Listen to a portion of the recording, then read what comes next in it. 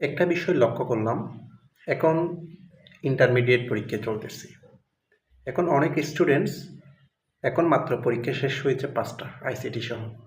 আরও অনেকগুলা group subject, বিশেষ করে অনেকগুলো পরীক্ষা বাকি আছে, অনেক পদ বাকি। এখন এই মুহূর্তে বিভিন্ন কোচিং সেন্টারের বিভিন্ন প্রচারণাতে তারা এত লোভে আকৃষ্ট হচ্ছে যে কোচিংয়ে এখন থেকে ভর্তি হবে, এখন থেকে পড়া শুরু করবে। এটা সবচেয়ে বড় একটা ফাঁদ।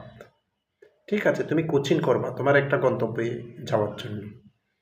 এখন আগে কোচিং না, আগে এখন তুমি তোমার এসএসসি ইন্টারমিডিয়েটের রেজাল্টটা যাতে তুমি ভালো করতে পারো, তোমার আগে পরীক্ষাগুলো খুব ভালো করে শেষ করে পরবর্তীতে তুমি কোচিংয়ের জন্য কোথায় ভর্তি হবে সেটা প্ল্যান পরে শুরু হবে।